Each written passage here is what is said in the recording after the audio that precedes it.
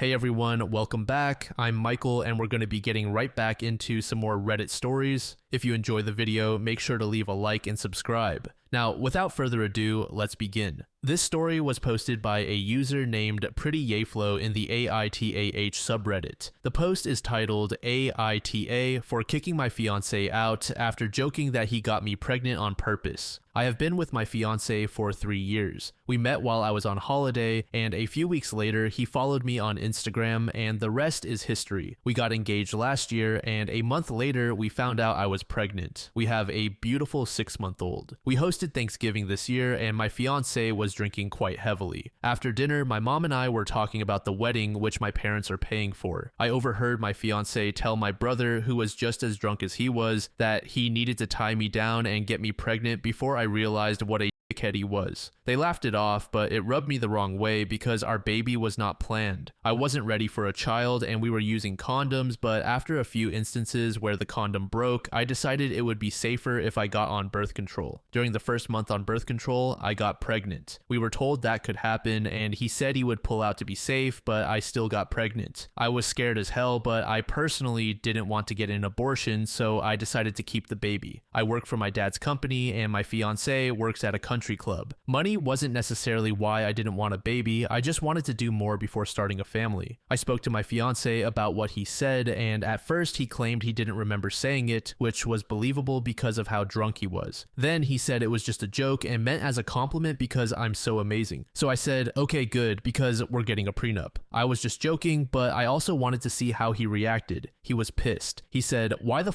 would I sign a prenup when we have a baby together and a house together? I will not sign one. We wouldn't need one because we're never separating. And that me mentioning a prenup was insulting and emasculating. I never felt threatened or anything like that, but he did make me uncomfortable and he woke our baby up. So I told him to leave, which he did. The day after I kicked him out, he sent me a long apologetic message about how it was out of character for him to get loud, which it was. He's never acted like that before. I replied that I appreciated the apology, but still needed a day or two to think everything through. The next day, he sent a bouquet to the apartment. On Sunday, he sent me a booking confirmation for a massage he booked for me at the club and offered to come over to watch our son and cook dinner. Tonight, he sent me a message saying that I'm being an asshole and that I'm taking a meaningless joke to heart and that he's wasting money he could be saving for the wedding on the hotel. Now, things that went over my head before are starting to seem suspicious, but breaking up my family over this doesn't seem right. Am I overthinking this or being an asshole? Update. A lot of people were asking for context. When I said I wanted a prenup at the time, I wasn't being serious. Maybe I was being an asshole trying to get a reaction. Based on the 3 years we've been together, I would have never imagined he'd react the way he did. Why did the joke bother me so much? About a year ago, he lost his job.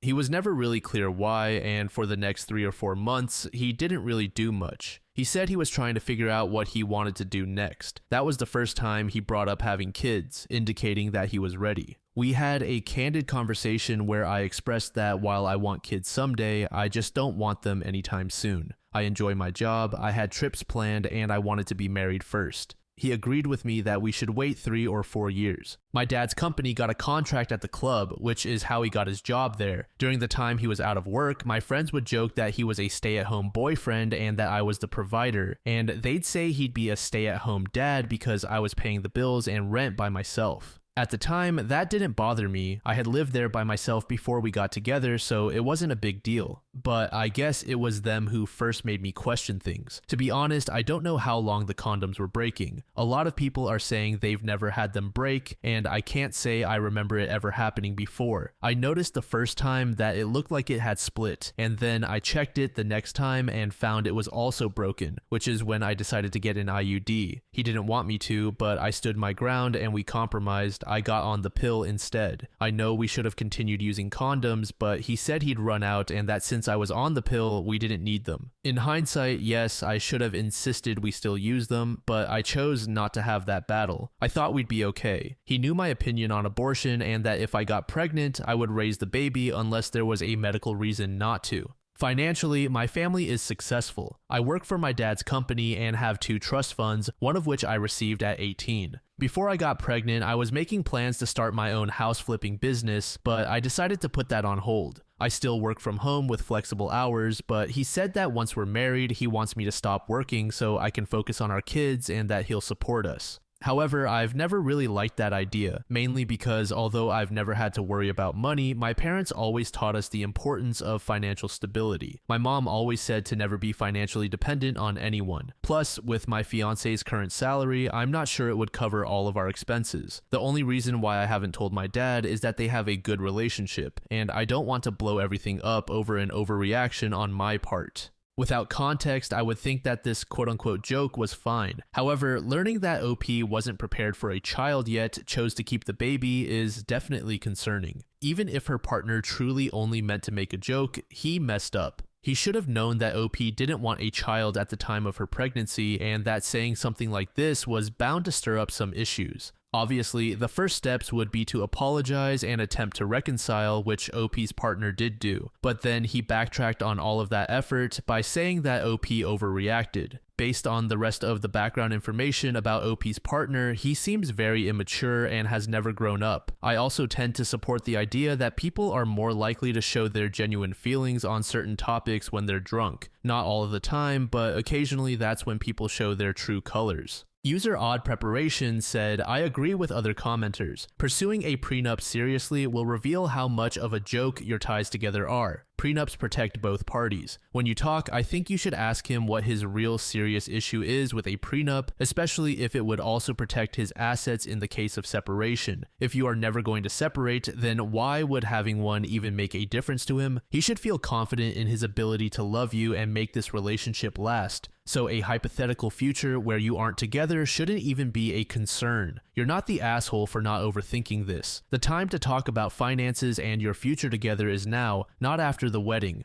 User Little Happy Pumpkin said, NTA, he is love bombing you. Make a prenup mandatory, along with anger management and couples therapy if you choose to stay with him. Don't add him to any documents. What is yours is yours. Create a trust for your children's inheritance and have someone other than him be in charge of it. Talk to your dad and see what he says. User NYC Storyteller said, NTA, you absolutely should not marry this man. I hope that the house is in your name alone and that you can afford it on your own. If you do take him back, you really better not marry him without a prenup and premarital counseling. If you've jointly put money down on the house, you need to document that and have a plan for who gets the house and how the other person will be bought out. Update. I made a post last week about a joke my fiance made at Thanksgiving while drunk. For those who haven't seen my earlier post, he joked that he got me pregnant to tie me down and I didn't know what to make of it, so I posted here to get outside opinions. I didn't want to initially talk to my friends or family about it because they're all quite close to him and I didn't want to make a mountain out of a molehill or cause rifts in their relationships. Yesterday, we had a conversation about where I was at, but he said he couldn't go back to the hotel because they kicked him out for smoking in the room.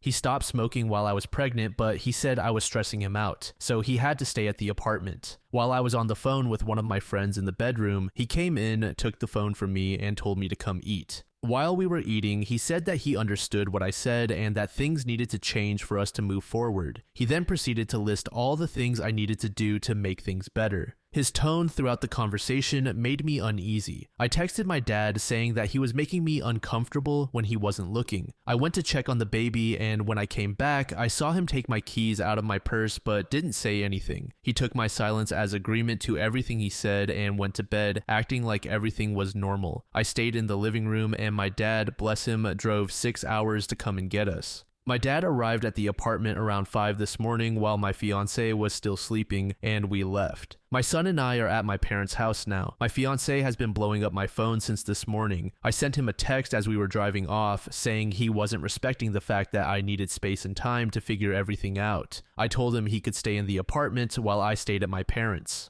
We haven't officially broken up or called off the wedding. My parents, who are paying for it, have said they don't care if I want to call it off, but I feel bad. I just want to say thank you to everyone who replied to my original post and private messaged me. I didn't think people would care about me. I feel like every option I have is bad. The thought of being a single mom is scary. If my fiance's behavior gets worse, that would be terrible. If we cancel the wedding and cost my parents thousands of dollars, I'll feel guilty. And if we break up altogether, especially since we just got a house together and are both on the mortgage, it's also scary being without him for good after being together since I was 19. UserBearLiz said, NTA, it was very worrisome that he took your car keys. He's also very controlling and there are a lot of red flags. His comments about getting you pregnant and how everything is your fault and that you need to change for the better are concerning. You're young and shouldn't waste your life on something you will regret. He will not change because in his view, you're the one who needs to shape up. User here from FB said, OP, if you go back, he will make it harder for you to leave again. You seem to be coming to the realization that this is not a healthy partnership, and I hope you follow that intuition. Listen to your parents when they say it's okay not to go through with the wedding. Your dad drove 6 hours for you on the fly, and your mom has taught you to never be financially reliant on someone. Those are parents who just want their daughter to be safe. Do not go back without someone with you. I genuinely believe your fiance is not safe for you to be alone with, and if you for some reason choose to stay, fight tooth and nail for that prenup, but I do think you and the baby need to get out.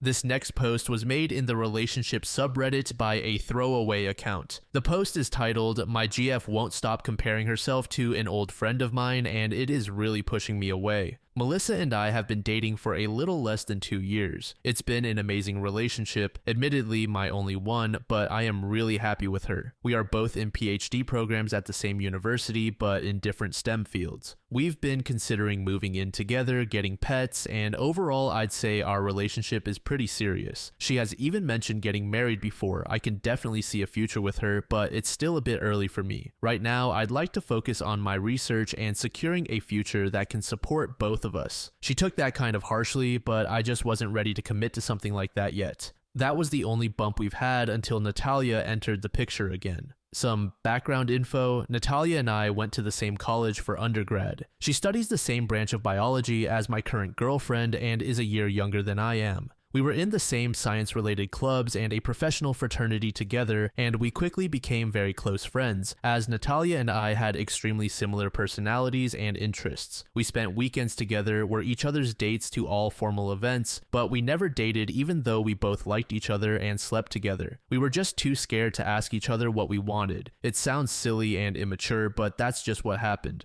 We were essentially friends with benefits for 2 years, but we always knew that we had very different plans for the immediate future. I was graduating before her, and she was going to move to another country to work and do research before coming back to the States for her PhD. It was kind of an unspoken acknowledgement that when I graduated, we would go our separate ways, but we always joked that maybe we would run into each other again since we had the same dream school for grad school. We tried to remain in contact when I left, but it was just too hard on both of us. We missed each other, but were busy with our own lives and eventually stopped talking. No hard feelings. It happens. We moved on. That was almost 5 years ago. Before Melissa, I used to wonder if Natalia and I could have made it together. But now that I have a girlfriend, that thought hasn't crossed my mind at all. I am happy now, or at least I was. Last year, Natalia was accepted into the PhD program at my university. It's the same dream school we talked about years ago. I didn't know this until a little over half a year ago. One day, my girlfriend came over because she was really upset. I will spare most of the details, but basically, a professor in her department had told her that he had room for one more grad student to join him on one of his research trips to South America the following summer. My girlfriend really thought he was going to pick her because they had a pretty good relationship, but he met with her and told her that there was a new grad student who already had experience with this particular species, worked with the South American university he was collaborating with, and spoke Spanish. She was denied the position, and I tried to explain to her that some people just have different expertise.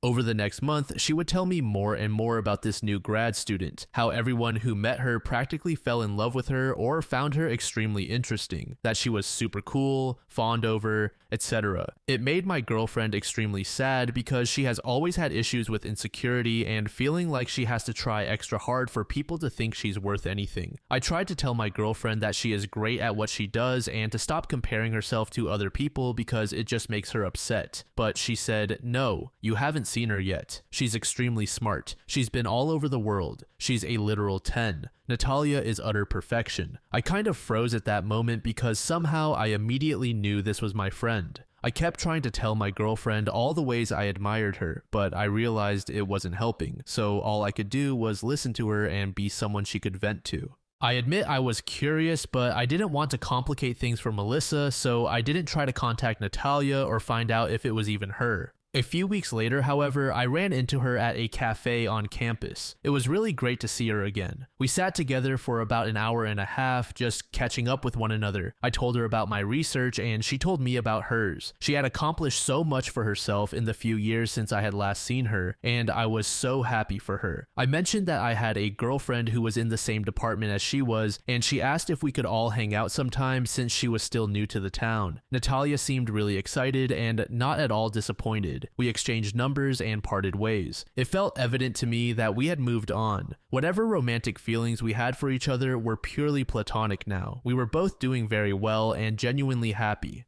That night, I told my girlfriend that I ran into Natalia and that she was actually a really good friend of mine from college. I knew my girlfriend felt insecure at work and in the lab, and I did not want her to feel threatened within our relationship. I suggested we all have lunch sometime so she could meet Natalia because I actually thought they could get along. My girlfriend was kind of taken aback and immediately started asking me if I ever liked Natalia, if she was my ex, and if we dated. I said no. We never dated, we were only friends, but I did like her a lot. I reminded her that this was 4 years ago and that I had not thought about Natalia at all since I started dating her. My girlfriend left the house for the night because she said she was really stressed and didn't want to think about it right now. I felt like I had done something wrong and decided not to mention Natalia again. Ever since that night, my girlfriend has been asking me really strange questions, like if I thought she was smart enough. Of course, I think she's smart. The university we are at is one of the best in the nation. She then said, well, you and Natalia went to XX Ivy League University for undergrad and I went to X State University, so she's clearly beaten me both times. I was appalled and told her there is no competition. I am with you.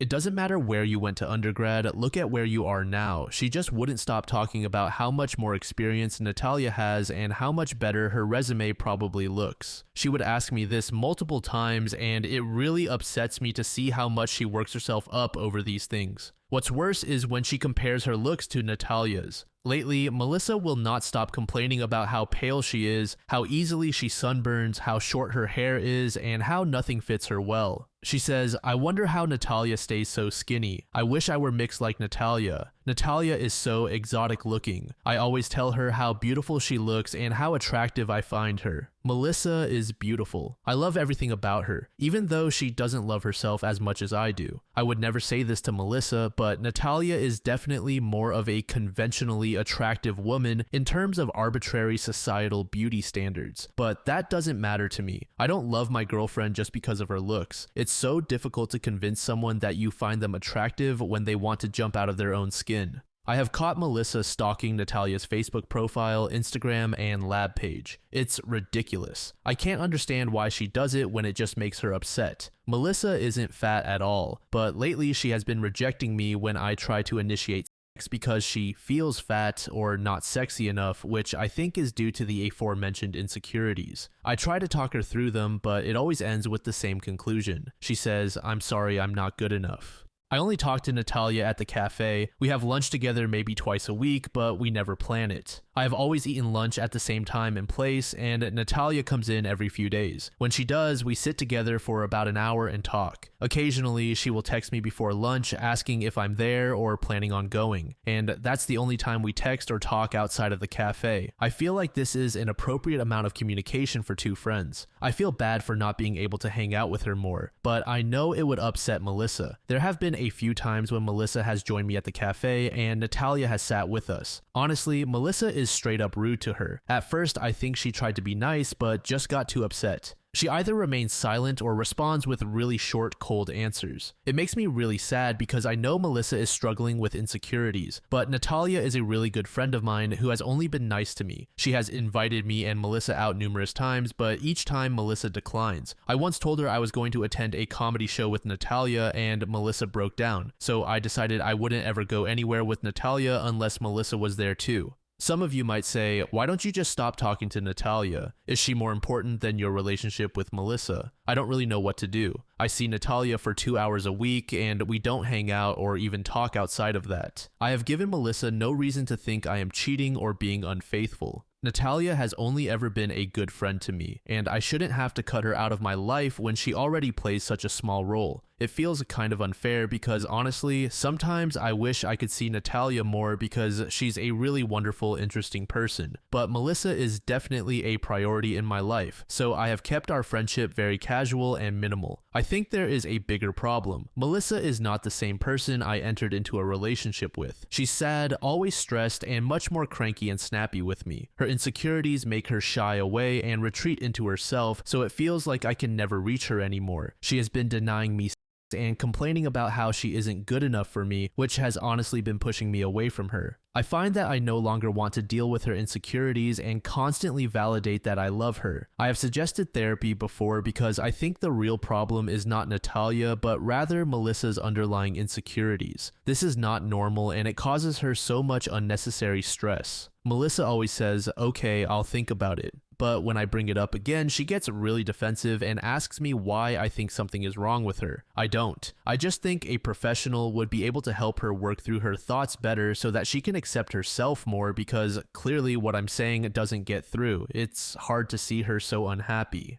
Edit. Because someone asked, I should clarify that I also told Melissa that Natalia and I slept together in college. I didn't hide that from her. I can see why that would upset her, but I really tried to stress how long ago it was and how happy I am with Melissa now. The past does not affect how I feel now. Update. Alright, so I posted here a few weeks ago concerning my girlfriend Melissa and my ex-friends with benefits from college, Natalia. The gist of the story was that Melissa kept comparing herself to Natalia, who is a grad student in her field of biology and whom she feels is basically the epitome of perfection. It got to the point where Melissa would spend hours staring at pictures of Natalia, and every time I tried to be intimate with her, she would shut me down, saying she wasn't good enough. I received a lot of criticism in my last post because Natalia and I ate lunch together a few times a week, but as many commenters suggested, I now eat at a different place and no longer see Natalia. I think Natalia took the hint, and we haven't spoken since I posted that. Anyway, I'm posting now because I feel Melissa's obsession with Natalia hasn't improved at all, and she did something that I'm not sure I can consider forgivable. When I graduated from college, my mom made me a photo album of pictures with me and all my friends doing whatever it is college students do. It means a lot to me because I rarely see my old friends, and unfortunately, one of them passed away, so these are physical representations of cherished memories. Yesterday afternoon, I received a Facebook message from my late friend Dan's mother. She asked me if I had any pictures of Dan from our fraternity events. I said of course, and that I would scan them and send them over to her. As I looked through my album, I was shocked to find a few pictures in which Natalia was cut out. Some were just of me and her, others were of a group of friends. After flipping through a few more pages, I saw one that broke my heart. It was a picture of Natalia, Dan, and a few other friends during one of our formals since we were all in the same fraternity. I kept searching through the album and found that this was the case for maybe 12 pictures, 3 including Dan. It felt like I had swallowed a pound of rocks, and I honestly just felt so angry. I knew it had to be Melissa because I would never have done this. I sent the uncut pictures to Dan's mom and texted Melissa, asking if she was still on campus so we could meet. When I saw her, I asked her why she cut my photos and she said, "What are you talking about?" But I could tell from her face that she knew she was caught. I was furious. I told her that it was extremely disrespectful and that she had no right to destroy them the way she did. I even mentioned that some of the pictures she cut were taken with my friend who had passed away, and now she had ruined them. She immediately started crying and apologizing, saying she didn't know what came over her. She said she still has the pictures of Natalia and that she can put them back together. I felt like I was going to explode, so I just excused myself and left.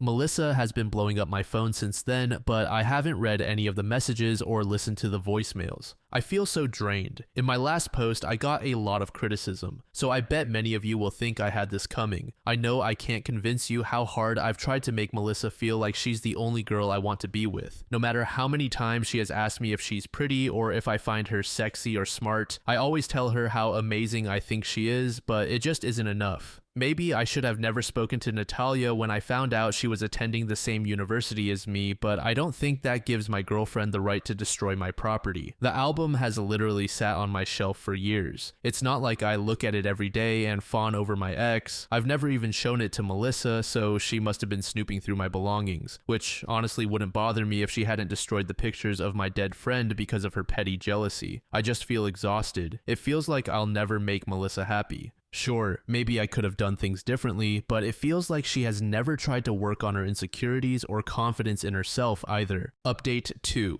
Feel free to creep through the history. My ex-girlfriend Melissa was very jealous of my old friends with benefits, her colleague Natalia. Her obsession was extremely unhealthy, and she did something to me that I considered unforgivable, hence the breakup. Now, this was 9 months ago, and since then, Natalia and I have rekindled our friendship. She knows why Melissa and I broke up and felt very guilty, but she has always been a good friend to me, and I like having her in my life. I know I'm going to get a lot of criticism for this, and people will say they saw it coming, but whatever. I'm not asking for judgment. What's done is done, and I thought we had all moved on. Last month, Natalia, a few of our friends, and I were out playing billiards. As I was giving Natalia and her roommate a ride home, the roommate said, "N, did you tell him about the thing?" Natalia responded no, and her roommate pressed her, but she stayed firm. I texted her later to see what was the matter, but she assured me it was nothing. This past week, her roommate called me and asked if we could meet up. She sat me down and said that she thinks my ex-girlfriend is stalking Natalia. I was taken aback, but not completely shocked at this accusation given Melissa's past. She told me that it started with obvious fake Facebook profiles, sending friend requests, and then vile hate messages. Then Natalia began receiving calls from random numbers claiming they were following up on Craigslist escort ads with her name, picture, and number. The roommate knew about the picture situation and immediately suspected Melissa. That was a few months ago. Last month, Natalia and some friends were heading back from the movies when a guy in Melissa's grad school cohort saw a car parked along Natalia's street and said, "Hey, what's Melissa doing here?" This freaked her out since she had seen that car parked there several nights a week for the past 3 months. This was the thing she didn't want to mention to me. This week, her growth chamber was contaminated. Apparently, someone let disease-carrying aphids into a few sections of the greenhouse and ruined several grad students' crop or plant experiments. Anyway, it was a pretty big deal for the grad students who needed to restart their experiments, including Natalia. However, her PI thought it must have been some undergrad who forgot that you're not supposed to enter the greenhouse after being in the aphid room. Her roommate, who is in the same department as Melissa and Natalia, thinks it was foul play on Melissa's behalf. Apparently, she's been bad-mouthing Natalia ever since we broke up. Obviously, that is a very strong accusation with no real proof, so she hasn't spoken to administration about it. It is really scary to think Melissa would go to such lengths to hurt somebody else. It sounds to me like Natalia is being stalked, but she doesn't want me to know. I brought it up with her yesterday, and she confirmed what the roommate said. She dismissed the greenhouse incident, saying she doesn't want to think someone has it out for her. She also thought it was unlikely because the risk was so great. If it were done on purpose and the person were caught, they would be expelled from the program without a second thought. She did admit to having the feeling of being followed and that she'll be at a grocery store or cafe and thinks she sees Melissa there too.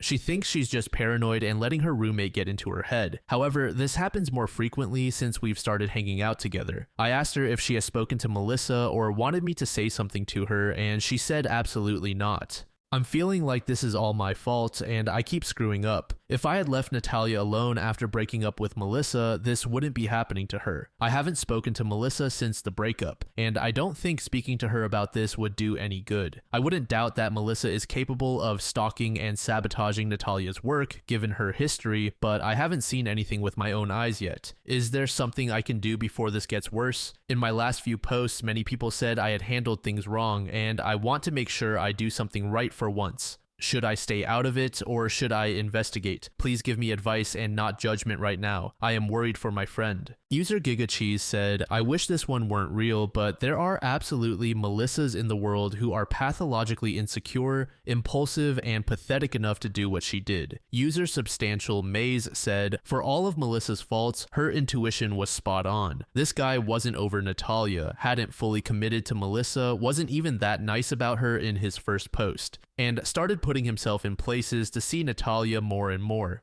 Totally innocent, sure. He absolutely created this situation, and no sooner had he split up with Melissa than he proved her right by getting back with Natalia. I'm always super wary of people who claim their exes are psychos, but then spin a yarn like this, where they're oh so innocent, but clearly maneuvering and manipulating to achieve what they really want while coming off as the nice one. Melissa may have been a tad unhinged to start with, but I imagine the gaslighting he put her through might have tipped her over the edge. The only solace I'm taking from OP's comments is that 5 years ago, supposedly 1 year after he got back with Natalia, he was scoring a random woman based on her looks. So either he split from Natalia or he's the kind of guy who cheats on his partner. I think the latter based on his track record. User Saltine Soup said OP sucks. I feel like he wasn't thinking about what could happen if he had a 90-minute lunch with his ex-bed buddy, especially since his current partner is insecure about it. Could he have guessed that Melissa would become a psychostalker? No, he couldn't have. But you can't convince me he truly thought that telling his insecure girlfriend he had a 90-minute lunch with the woman who makes her feel insecure would go over well. Then he does it twice a week, and this ex-bed buddy becomes an active friend again. Did he even like Melissa? I feel a loving partner wouldn't have done all of that. Instead, they would have gotten their girlfriend help rather than making her insecurity an active part of their life. To be super clear, I don't condone anything Melissa is doing. She needs serious help, and I do feel bad for OP and Natalia. But OP was a dumbass and a shitty boyfriend. This final post was made in the AITAH subreddit by a user named Signal Hope. The post is titled AITAH for refusing to give my half-sister any of our grandmother's jewelry after they excluded me for years. For context, I am the product of an affair. My father was married when I was born, and his marriage fell apart because of it. He eventually divorced his now ex-wife, and his 3 kids have always resented me for it. I understand that what happened between our parents was messy and destroyed their happy family, but I was just a baby and they've punished me for it my whole life. Growing up, they excluded me from everything. They didn't want me around, made cruel comments when I was present, and acted like I didn't exist unless they were making me feel unwelcome. The worst part was when my mom passed away when I was 19. While I was mourning her death, they openly celebrated. I found out they made jokes about how the trash took itself out, and threw a party less than a month after the funeral to celebrate it. That broke me, and I've been no contact with them for years over it. Our shared grandmother wasn't much better. She wasn't outright cruel to me, but she clearly favored my half-siblings. They spent vacations and summers with her while she barely acknowledged me. She also made it known on more than one occasion that she wanted her jewelry to go to my oldest half-sister when she passed away as the oldest female grandchild in the family, since she never had any daughters of her own.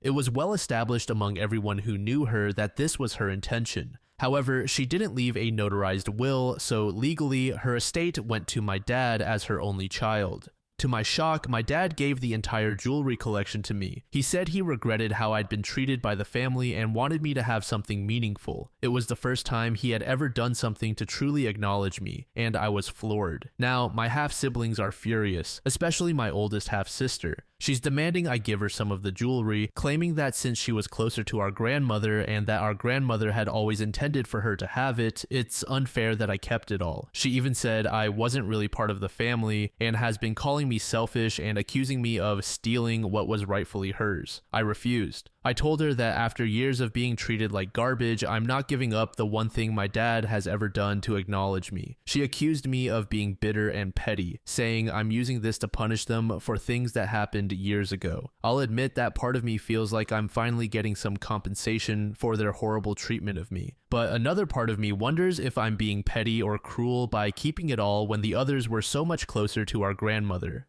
Edit.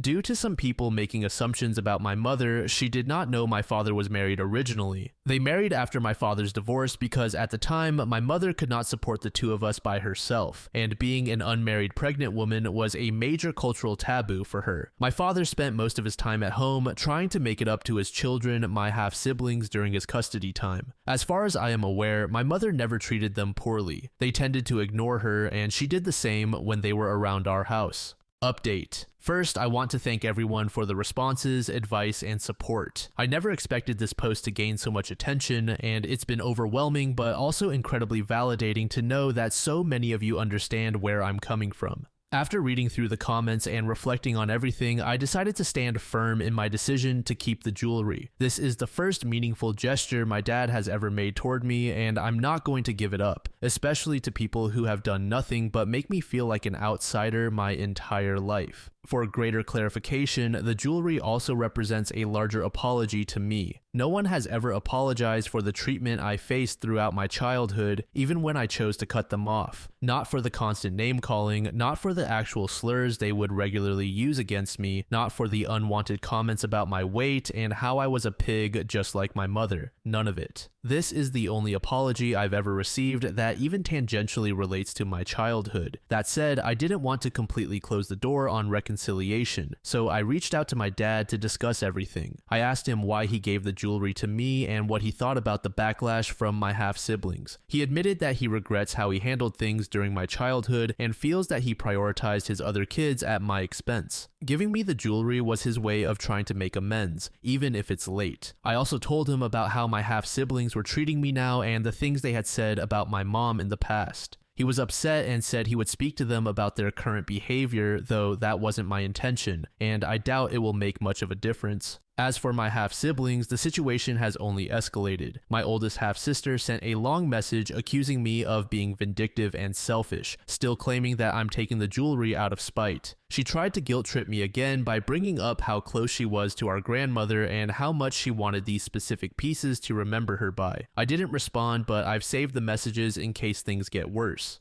Unexpectedly, my middle half-brother reached out privately. He admitted he was wrong for how he treated me in the past and apologized. He said he doesn't care about the jewelry and just wants to move forward. I told him I appreciated his apology, but I need time to process everything before I can even consider having a relationship with him. I'm still no contact with my oldest half-sister and youngest half-brother. At this point, I don't see that changing. To those wondering about the jewelry itself, I've decided to have some of the pieces appraised and restored. I plan to wear a few of them on special occasions and keep the rest stored safely. They hold sentimental value for me now, not because of my grandmother, but because they represent a step toward my dad finally seeing me as part of the family, even if it's imperfect and overdue. That said, after speaking with my middle half-brother, I've come to understand that most of my oldest half-sister's anger and attacks come from a place of grief. As such, I plan to give her my grandmother's favorite pair of earrings. She wore them constantly, and while I doubt my sister will feel any gratitude toward me, I'm sure she'll appreciate the gesture nonetheless. Thanks again for all the support. This whole situation has been messy, but I feel more confident in my decision now. If anything else significant happens, I'll update again. The comments have made me realize that I've probably been giving my sister too much benefit of the doubt. While I do want to return the earrings to her, I think I'll offer to let her buy them back instead. For those concerned that letting her take them may incite her to sue me for the rest, I'll see how soon I can speak to a lawyer for a consultation. User Icy Cockroach said, I feel bad for the OP, but at the same time, the father is a POS. If the half-sister was truly as close to the grandmother as she claims, there were probably other ways for the father to make amends without giving away all the sentimental jewelry. OP is a victim, but the father just cannot stop hurting people. Edit. I mentioned this in some comments, but I also want to note how messed up it is that the one time OP thinks their father acknowledged them and what they went through, it's with the jewelry of someone who hated them. OP literally had to wait for someone to die to receive recognition because the father was incapable or unwilling to do it himself. He didn't acknowledge OP, he basically outsourced that task to a dead person. User Smalltown Cryptid said, OP's father really is trash. He gave her the jewelry, but effectively threw a goddamn grenade into an already tenuous situation. He only thought about alleviating his guilt and put no forethought into how OP would end up in the stepsister's crosshairs because the jewelry that was promised to her was given to her father's affair baby. That man is truly a selfish, spineless coward through and through.